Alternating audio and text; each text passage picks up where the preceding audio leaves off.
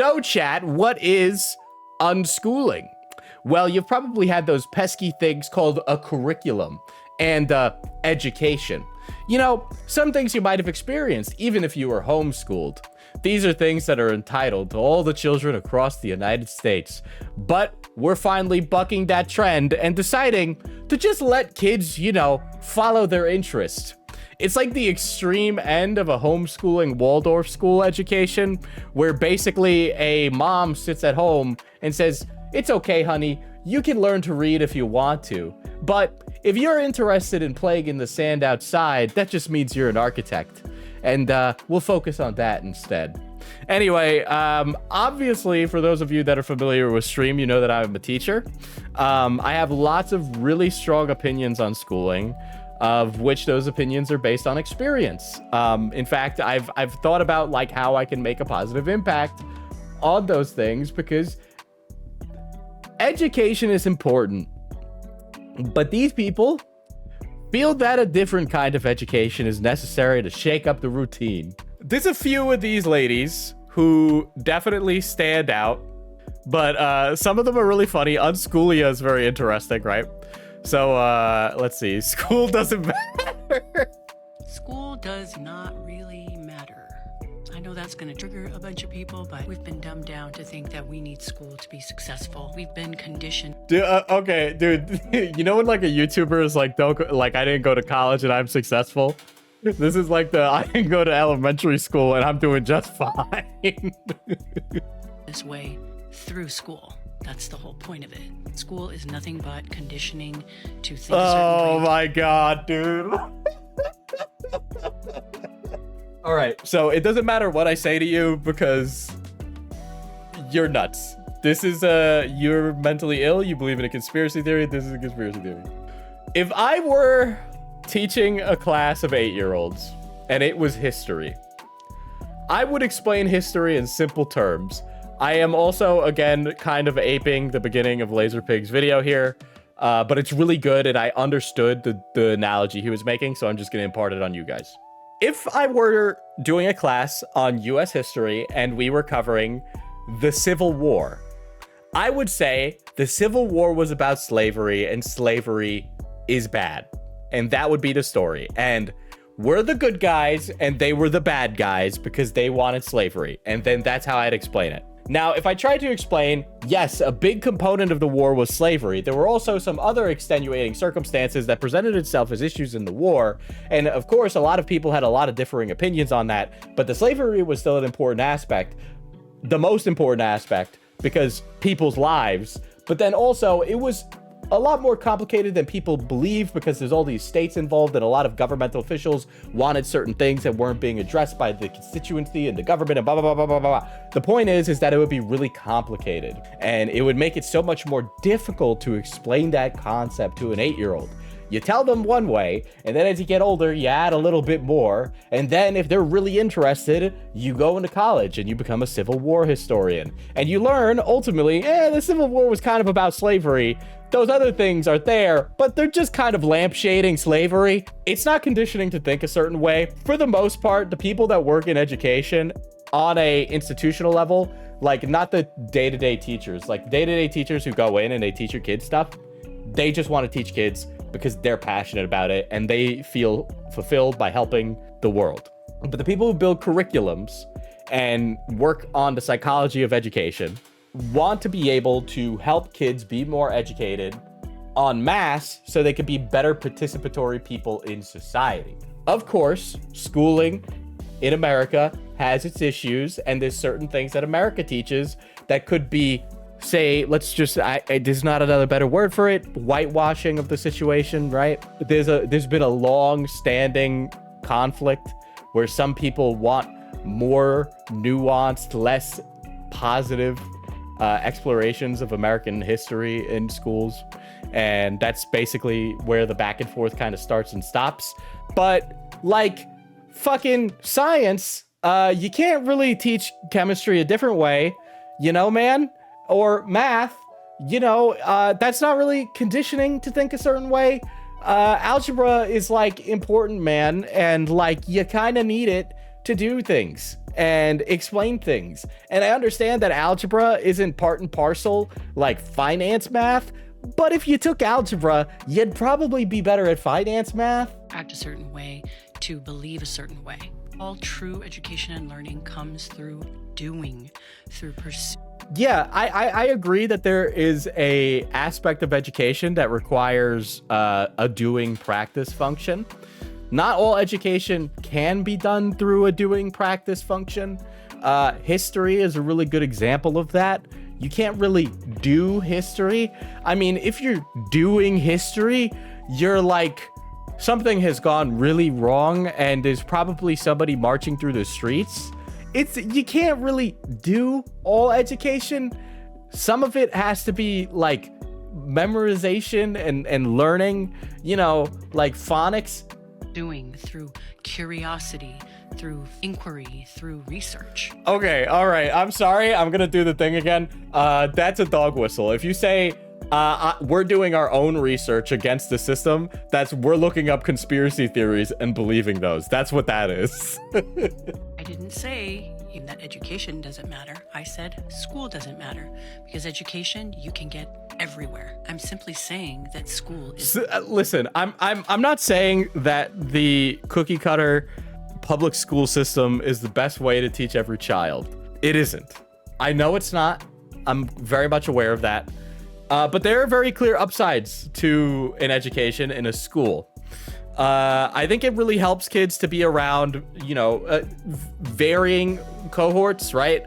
So I know right now we do just like a single cohort where it's just like all second graders that are all in the same age group or all with other second graders who are in the same age group. It is definitely, from what I've read, important to, you know, have older kids be with some younger kids, not like super old, but like a little older. So that way those older kids can model behavior and then the younger kids will model that behavior as well. It helps for socialization and the ability to develop, you know, responsibility and different things. It's good for the child's health and social health. That's important. School facilitates that. It could be better at doing things like that. As social health is incredibly important for a child. Homeschooling does not give that a lot of the time, and a lot of kids who are homeschooled end up under-socialized. But it helps to have socialization, and I know and have experienced students who were homeschooled and were definitely under-socialized. Not the only way to become educated. There are many paths to the same destination. You do have to have skills. You do have to have competency. You do have to have self-discipline and obviously knowledge. And you can do that. Yeah, but a child doesn't have self-discipline, and it helps a child have school so they can develop the building blocks of what is necessary to have that discipline. The building blocks of structure help someone understand that structure can lead to you being more successful. Which I did. When I thought I would go to art school and get an art degree, I was like, why don't I just become an artist? And that's... How's that working out for you? All right. Not to shit on your parade here, but your PFP is AI, first of all. You do Too Cool for School course, mini coaching session. You have a fake job. You're not even an artist. None of this is art. I found the art I wanted to do and I just started doing it, and I learned as I went and I became very successful at it. But just make a... I literally just see you talk about how you unschool. Your mind what you want to do and go do it and figure it out along the way. That is how life works. So don't waste your time. Just go for what you want to do. Dude. Figure it out. Oh my God. And go do it. School. All right, guys, when you decide what career you want to do in life, that is different than deciding whether or not you want to do math homework. When we give you, and I'm saying we as teachers, and I'm including myself in that collection of individuals, when we give you a book to read in English class, let's say we give you Romeo and Juliet, and you ask yourself, why am I reading Romeo and Juliet? I want to be a chemist. The reason we have you read Romeo and Juliet, reading is a skill that transfers between everything. You need to be able to read scientific papers. You need to be able to read books. You need to be able to read literature for learning. Reading fiction can make you a better reader. We give you Romeo and Juliet because it is part of classical Western literature. It helps you understand society. All right, let's talk about the legal aspects of getting your kids out of school. Schools have a lot of pressure on parents around attendance. They will threaten with truancy. There's a certain amount of absences you're allowed, and then after you have those amount of absences, you're considered a truant, and then they tell you have to have doctor's excuses, and they do all this heavy surveillance and pressure because they can. They do all this heavy surveillance. Dude. The nanny state is trying to take away our homeschooling. Because you are enrolled, you have given up your rights to your child by enrolling them in the school. They are now a ward of the state. Oh my god. They are not a ward of the state. They are not a ward of the state. Yeah, when they're taken into custody for foster care, all right, because your kid can't read fucking Magic Treehouse.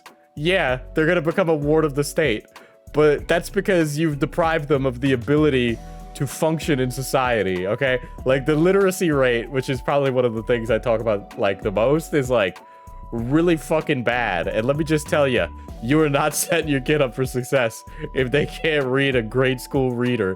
All right. So you just surrendered them, and now you are subject to their laws. The minute you withdraw them, you reclaim your child. You withdraw them, you send a letter of intent to homeschool, and they cannot mess with you. People don't know their rights, and that is why they are able to walk all over you. Well, you can't. Well, everybody knows that you're just not supposed to just whip your kid out of school, okay?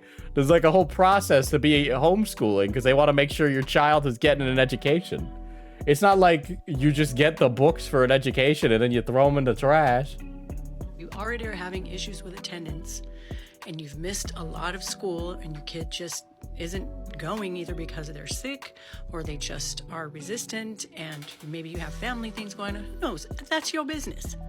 But if they're already missing a lot of school and you're concerned about legal stuff. If a child is missing a lot of school, it's usually a sign that something else is going on at home.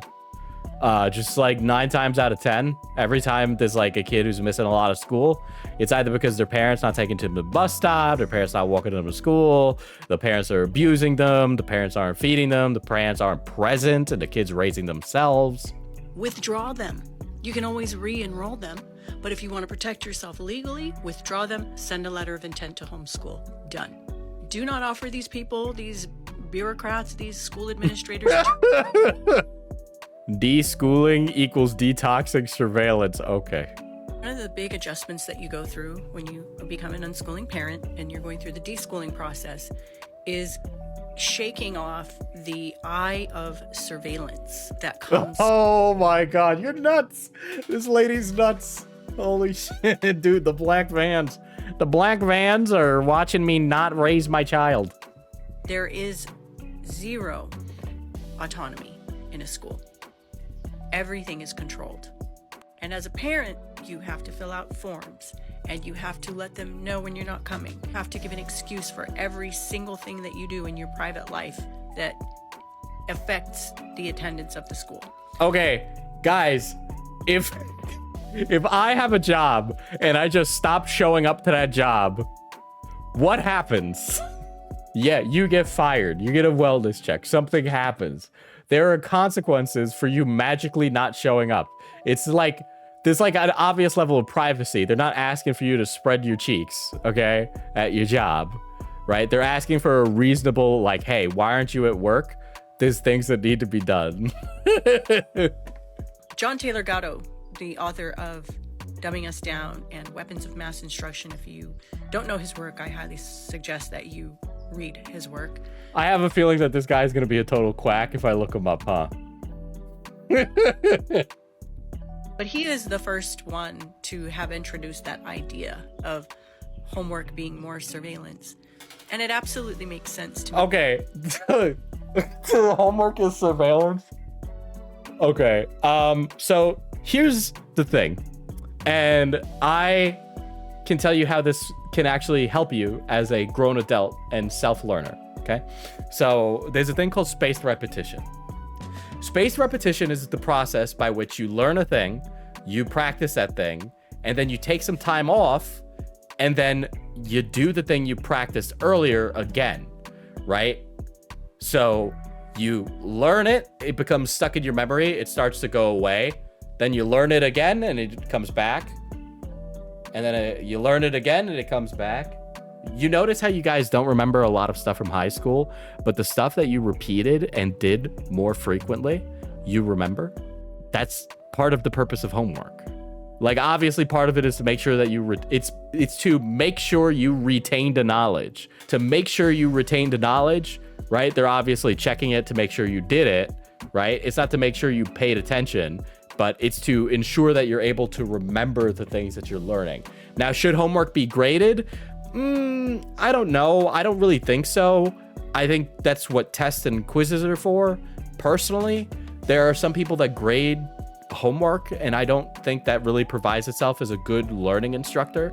You should be able to correct homework, but using it as part of like if you fail a homework, your grade's gonna go down. I don't know. Like, maybe that's more of like a conversation and you sit the kid down and you be like, what's going on?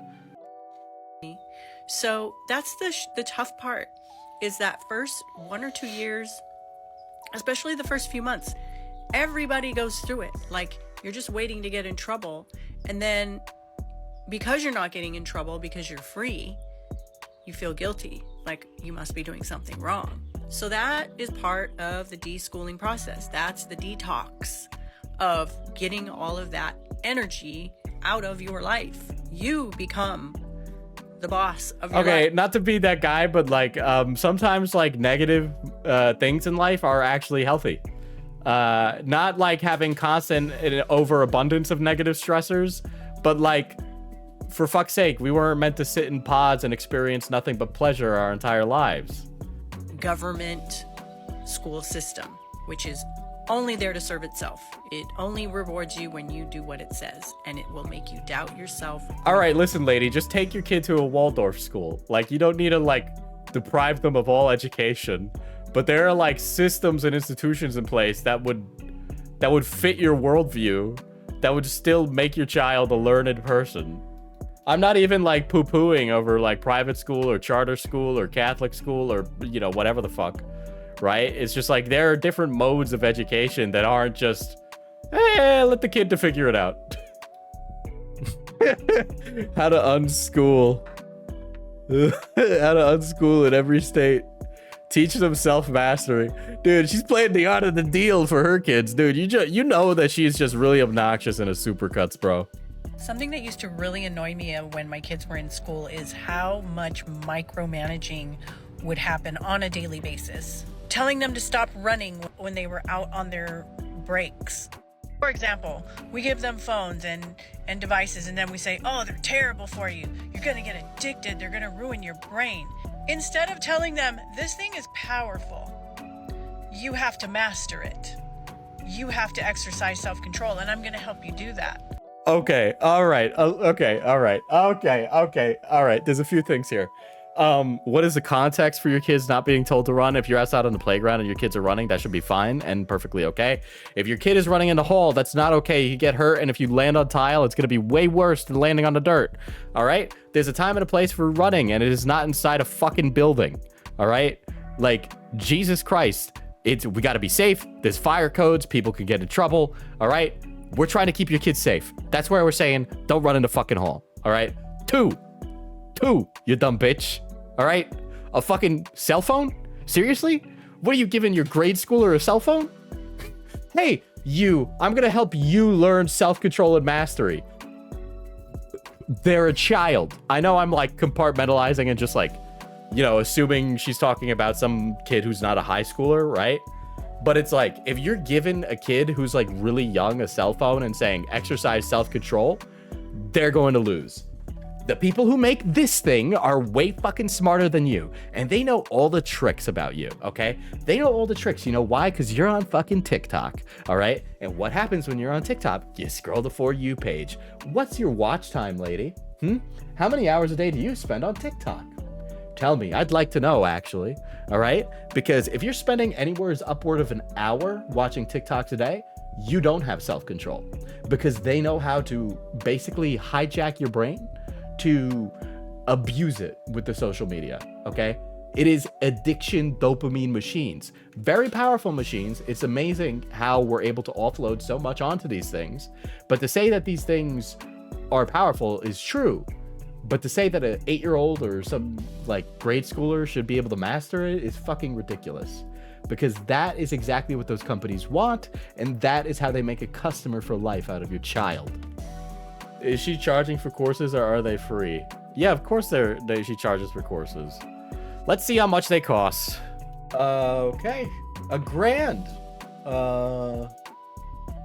$1,000. Okay. Here's what you get for $1,000, chat. Too Cool for School is more than a course. It's a movement. You'll get lifetime access to a 12-part video series that walks you step by step on how to legally, confidently, and joyfully unschool your child, even if you're just getting started. Here's what you'll get. 12 video lessons covering the full unschooling journey. She teaches you how to fill out the paperwork to do homeschool and then do your kids' homeschool paperwork. Like how to do count change. A downloadable resource guide with books, TED Talks, and inspiring tools. Hey guys, you know those books that I don't read on Audible? Well, I've downloaded PDF versions and I will give those to you. No, they're not mine. Including the TED Talks, also not mine. You know, they're free on YouTube, but I put them here in a nice package for you. $1,000, please. Lifetime access so you can go at your own pace. Designed for parents ready to ditch distress and reclaim joy. All sales are final. No refunds will be issued. Please see my chargeback. Materials are for personal use only and may not be shared or reproduced. If I were to spend $1,000 in this and I see that not all of the material is yours, I do not think that you have the copyrightable right to not tell me what to do, okay? Maybe your videos, sure, but I do believe that I would be able to critique these things. I would buy this if it wasn't $1,000, okay? Let's see how much her mini coaching sessions cost. All right, so you get 20 minutes of her time for $55. That's outrageous, actually. 60-minute in-depth unschooling. Okay. $60. Okay, 60 minutes for $250. Are you fucking kidding me? You know what? $200 for this is kind of fucking insane. Fill in the blank. Okay. All right. All right. All right. This lady hasn't done any of the work herself, dude. Fill in the blank. AI prompt maps for writing powerful legal letters. ChatGPT, how do I get CPS to get off my ass? Templates for letter of intent to homeschool, withdrawal and database removal, dismissal of truancy charges, cease and desist, school and CPS harassment, a step-by-step guide on using AI tools like ChatGPT with voice-to-text documents and document uploads. This is actually really funny. Listen, man, this is sucker born every day. I do not have any more patience for this. I'm all unschool mommed out. I hope some of this was interesting or like educational, or maybe you're considering unschooling your child and I've convinced you not to do that or something. But that was rough. That was really rough. Fuck. Super unfun. Thanks, Diesel. Oh, fuck. I'm gonna go, I don't know. Fucking cry. Oh my god. We learned a lot about each other today.